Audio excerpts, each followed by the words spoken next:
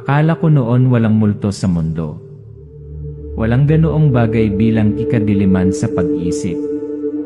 At tiyak walang gas station na nangangailangan sa iyo na sundin ang isang listahan ng mga panuntunan upang maiwasan ang mapatay. Ang pangunahing karakter ay nagmamaneho papunta sa gasolinahan sa 11 oras 45 minuto iyan. Ang ibabaw ng kalsada ay tagpi-tagpi na may liwanag. Kinuha ko ang trabahong ito para sa pera. Isang simpleng night shift na mamahala sa isang gasolinahan sa labas ng bayan, kung saan batik-batik ang signal ng cellphone at walang dumadaan pagkalipas ng hating gabi. Pero ewan ko ba pumapasok ako sa lugar kung saan may ayaw magtagal ang tao. Ang tanging taong nakilala ko noong gabing iyon ay isang lalaking nagngangalang Eve. Walang usap, walang bati, tahimik lang na humihigop ng kape, hindi umaalis sa parking lot ang mga mata.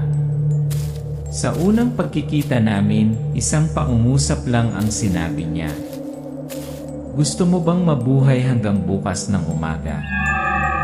Kung gayon, pagkatapos ay tandaan ang mga patakaran.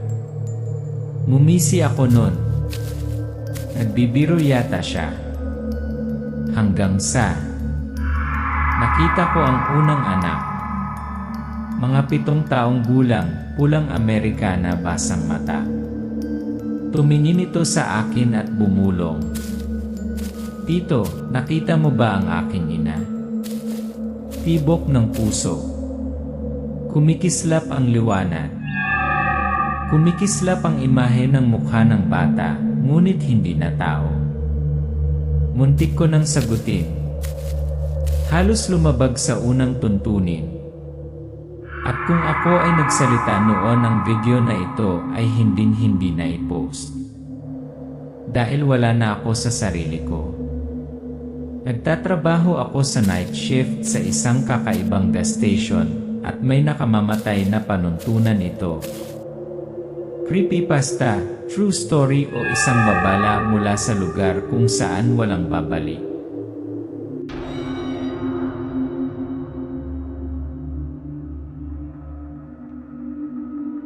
Ordinaryong gawain na may hindi pangkaraniwang mga panuntunan. Tunog ng hangin na sumisipol sa mikropono, may halong tunog ng mga truck na dumadaan. Nagbubukas na may larawan ng highway na umaabot sa gabi. Kalat-kalat ang mga ilaw sa kalye, mga puting ilaw na kumikislap sa di kalayuan. May mga desisyon sa buhay na akala natin ay pansamantala. Pero sa totoo lang nagbubukas sila ng pinto na hindi maisasara. Para sa akin, ang pintong iyon ay isang gasolinahan sa dulo ng Route 87 sa gitna ng kawalan. Isang lugar kung saan kapag lumubog ang araw lahat ng normal na tuntunin ay nagiging walang kabuluhan. Ang pangunahing karakter ay nakaupo sa kotse, unti-unting lumilitaw ang seinboard light, midnight fuel, open 24 paghahati 7. Noong mga panahong iyon, katatapos ko lang mawalan ng trabaho sa security company. Dinala ng dating asawa ang mga bata sa ibang estado. Wala na akong masyadong natitira para pigilan ako. At ang gasolinahan na yon sapat ang bayad na hindi ko masyadong hinihiling. Bumaba ang karakter sa sasakyan at itinulak ang lumalangit-ngit na pinto ng gasolinahan. Ang panloob na espasyo ay mas madilim kaysa karaniwan. Ang mga fluorescent na ilaw ay kumaluskos. Panay ang humuhuni ng aircon pero walang ginawa para maibsan ang pagkabara. Naalala ko ang unang amoy nang pumasok ako ay kalawang na bakal na hinaluan ng lumang kape.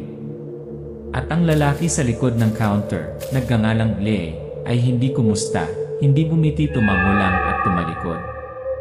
Mukhang 20 taon na siyang hindi umalis dito. Maitim na bilog sa ilalim ng mata, maputlang balat, kamay na may hawak na isang tasa ng itim na kape na kasing kapal ng langis ng makina. Hindi na niya kailangang tanungin ang pangalan ko.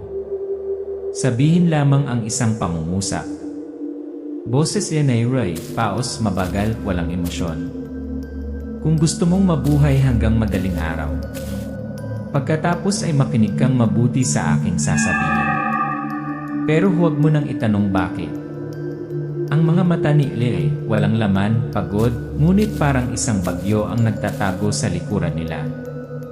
Pangunahing characters, ipinagpatuloy. Natawa ako, akala ko sinusubukan niyang takutin ang bagong tao. Ngunit pagkatapos ay tumagilid siya at bumulong sa aking tainga na para bang ayaw niyang marinig ng iba. Ray, pabulong. Huwag mong kausapin ang batang naka-red shirt. Huwag humakbang sa dilim. Huwag kailanman buksan ang pinto sa likod. At kung mawala ako, dapat hindi mo na ako hinahanap.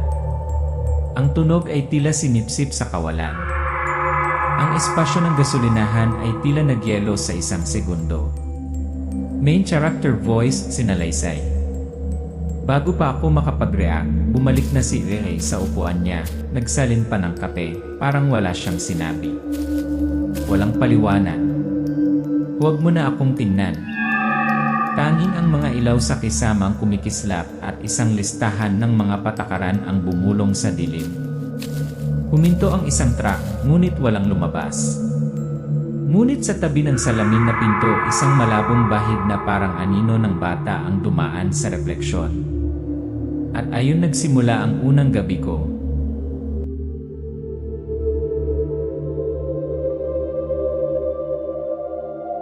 Napatay ng pag-uusisa ang tagapag-alaga. Ang orasan ay 3 oras 21 minuto diyan. Ang gasolinahan ay kakaibang tahimik.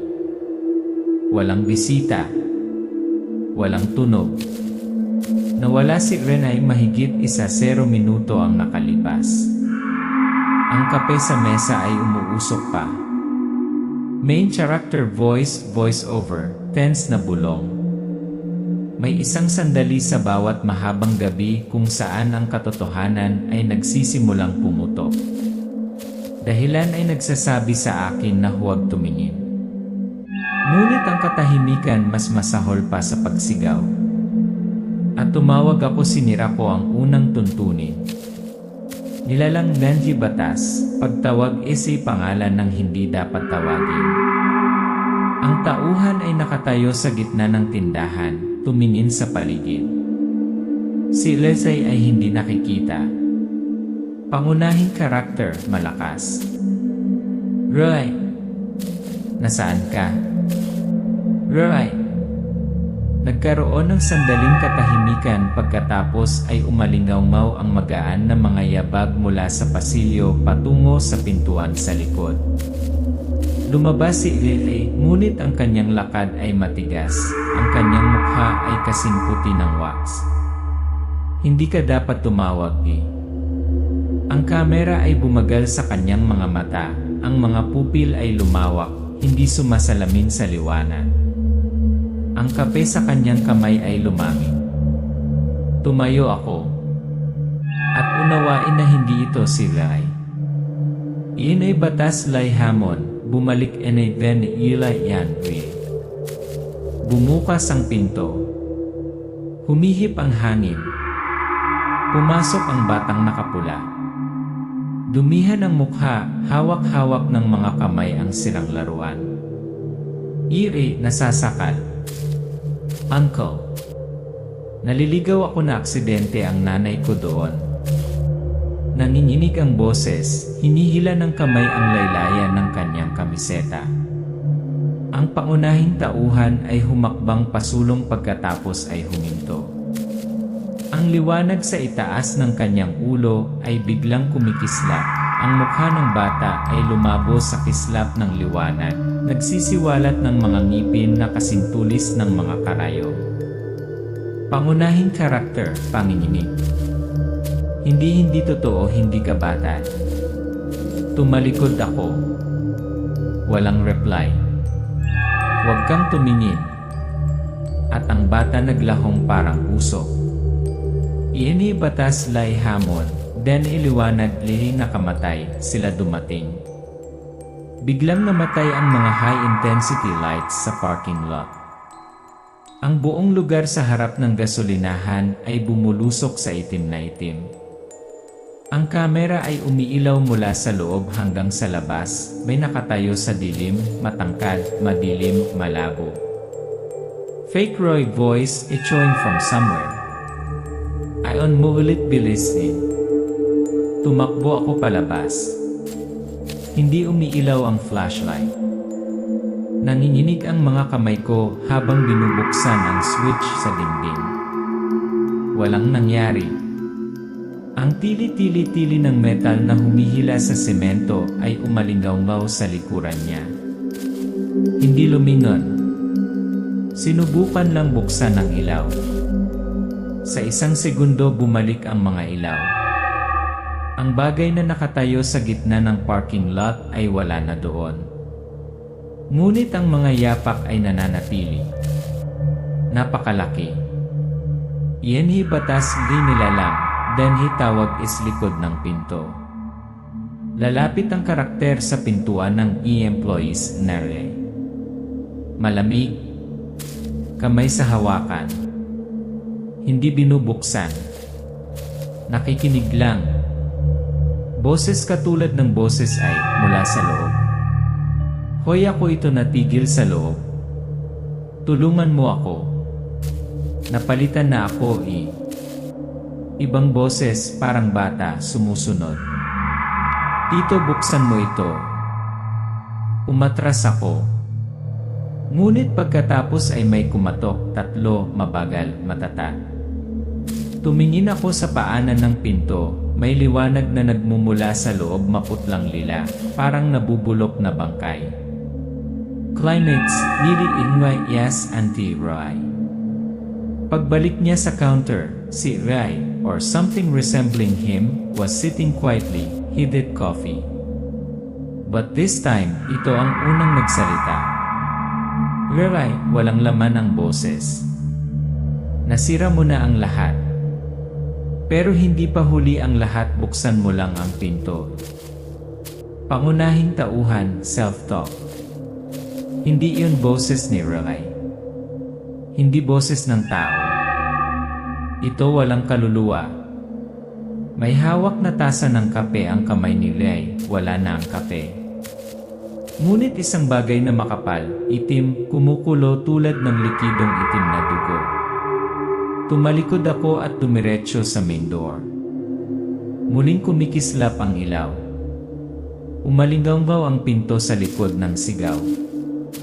At alam ko kung nanatili ako ng 1 minuto, hindi na ako aalis dito bilang isang tao. Ang paunahing tauhan ay nagmamadaling lumabas na nilalanghap ang malamig na hangin. Hindi pa umaga. Bukas pa rin ang mga ilaw sa labas, ngunit hindi na siya nakakaramdam ng ligtas sa ilaw.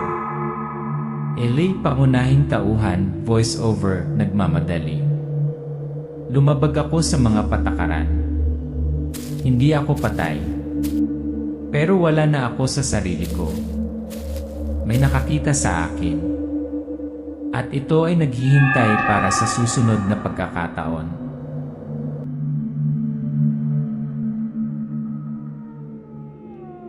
Sino ang totoo? Tumalo ng orasan sa 4 oras 4 minuto diyan, ang gasolinahan ay mas malamig kaysa karaniwan.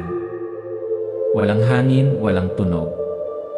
Ang pangunahing tauhan ay nakaupo na humihingal, ang kanyang mukha ay puno ng pawis, ang kanyang kamay ay nakahawak pa rin sa flashlight bilang kanyang huling sandata. Elite, pangunahing tauhan, voice over, humihingal. Hindi ako namatay. Ngunit lahat ng iba pa nagsimulang magkawatak-watak. Hindi ko alam kung gising ako o nananaginip. Hindi ako sigurado na ang gas station na ito ay kabilang pa rin sa mundo ng mga tao. At ang bagay na nakaupo sa likod ng counter, ang pag-inom ng itim na likido sa tasa ng kape, ay refi pa rin o hindi. Tingnan muli. Maliban ni lahat. Karakter na naglalakad sa paligid ng gasolinahan. Ang lahat ay katulad ng dati, ngunit hindi tama. Walang pangalan ang snack package. Nakabaliktad ang keyboard ng computer. Ang footage ng security camera ay nagpapakita ng mga hindi umiiral na frame. Natagpuan ko ang aking sarili na nakatayo sa likod ng pinto, ngunit hindi ako lumabas doon. Nakita ko sila ay nakaupo sa counter. Then at the same time nakatayo sa labas ng parking lot. May nag-clone ng isang bagay. O pinaglalaruan ng aking perception. Isang lugar ay hindi pag-aari sa mundo. Ang computer ay nagpapakita ng mga coordinate ng EF, walang data. Noong sinubukan kong buksan ang radyo, lahat ng channel ay pabulong lang. Isa lang ang frequency, paulit-ulit na nagpapatugtog ng pangungusap sa aking boses. Hindi ka maaaring umalis na sa loob ka, nakita mo na ni. Pangunahing karakter, nanginginig, kinakausap ang sarili. Ang gas station na ito ay wala sa anumang mapa. Siguro wala ito sa anumang mundo. Bumalik na ni lalaki at huling oras. Bumukas ang pinto. Wala nang tugtog. Nakatayo doon ang bata, basa, maputi, hawak ang parang katawan ng isang maliit na pusa. Ire, namumula ang mata, sinakal ang boses. Dito hindi ko na alam kung sino ako. Gusto ko lang umuwi. Nanginginig ang mukha, nakakapit ang kamay sa kamiseta ng karakter. Sa loob ng ilang segundo, kumikislap ang liwanag at kumikibot ang mukha ng sanggol na parang maskara na nagpapakita ng maputla, ulcer na balat, lumulubog na mga mata. Nakita mo na hindi mo maitatanggi. Buksan ang pinto. Papasa tayo. Umatras ako. Mabigat ang paghinga. Dumampi ang kamay niya sa balat ko, malamig na parang kamatayan. Pagdaig si tukso, pagpili ng dese. Umalis ang karakter, hindi sumasagot. Itinulak niya ang kamay ng bata. Nanginginig ang mukha niya mula sa kalungkutan hanggang sa galit, pagkatapos ay lumibot sa kakaibang hugis. Bakit hindi ka tumulong? Bakit? Ang mga ilaw ng gasolinahan ay kumikislap. Nagkaroon ng pagsabog. Ang batang lalaki ay natunaw sa itim na usok, umatras sa siwang ng pinto, na parang sinipsip ng hindi nakikitang puwersa. Tauhang nakaupo sa dingding, bukas pa rin ang ilaw. Ngunit hindi pa sumisikat ang araw. Ipinapakita ng screen ng kamera ang parking lot, walang tao. Pagkatapos dahan-dahan lumitaw si Riley. Sa pagkakataong ito, hindi mula sa pinto, ngunit mula sa loob ng kamera. Pangunahing boses ng karakter, pabulong. Kung siya si Riley, hindi siya maaaring lumabas sa screen. Kung hindi, bakit niya ako binuhay hanggang ngayon? At kung hindi ko na matukoy ang tunay at peke, kaya sino ang papalitan?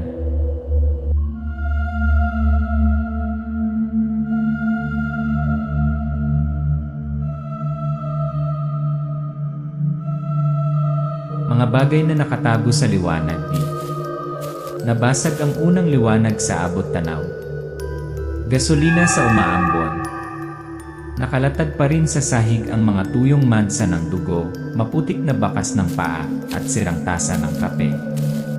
Ilay pangunahing tauhan, voice over, mabagal, pagod ngunit alerto. Ang liwanag ay palaging nakikita bilang tanda ng kaligtasan. Ngunit sa umagang iyon, hindi maalis ng sikat ng araw ang dilim. Ginawa lang nitong makita ako ng mas malinaw kung ano ang naiwan. Sumikat din ni araw, pero maliiwan din ni lahat. Nakatayo ang karakter sa gitna ng istasyon, nakatingin sa paligid. Natahimik ang lahat. Patay ang mga ilaw. Wala nang katok, wala nang sumisipol na hangin. Pero wala na si Riley. Ang bagay na nakaupo sa likod ng counter magdamag, nakatayo ngayon sa pintuan, nakatingin sa parking lot. Huwag kumurap. Kawalang kilos. Hindi isang salita. at ang sikat ng araw ay tumatama sa mga mata nito. Ngunit hindi ito tumalikod. Ang mukha ni Elray ay maputla, ang kanyang mga pupil ay dilat, ang kanyang mga labi ay tuyo at pumutok, ngunit siya ay nakangiti pa rin. Salamat sa pagsunod sa mga patakaran. Sabi nito. Kamukhang kamukha ni Elray ang boses. Pero alam ko hindi na bumalik ang totoong Elray. Tumakas o dalhin eh. Inayos ng karakter ang kanyang mga gamit at sumakay sa kotse. Huwag kang lumingon. Nag-start na ang makina ng sasakyan. Gulong ang tangke ng gas ay dahan-dahang naanod sa rearview mirror. Elite pangunahing tauhan, voice over. Aalis ako. Walang kinakailangang sweldo. Walang paliwanag na kailangan. Kailangan ko lang makaalis doon. Pero may mali. Bumukas ang radyo ng kotse. Isang pabulong na boses ang sariling boses ng karakter. Nasa loob ka, nakita mo na kabilang ka doon. Plot twist, rearview mirror. Rearview mirror, sa likod ng sasakyan ay may bakanteng upuan. Ngunit saglit lang, naaninag ng streetlight ang isang peres ng pulang mata na kumikislap sa headrest. O ibang bersyon, dumaan ang karakter sa side mirror. Sa salamin, nakita niya ang batang lalaki na naka-red shirt na nakatayo sa tabi ng gasolinahan, nakangiti, nang hindi kumukurap. Pangunahing karakter, pabulong, huling salita.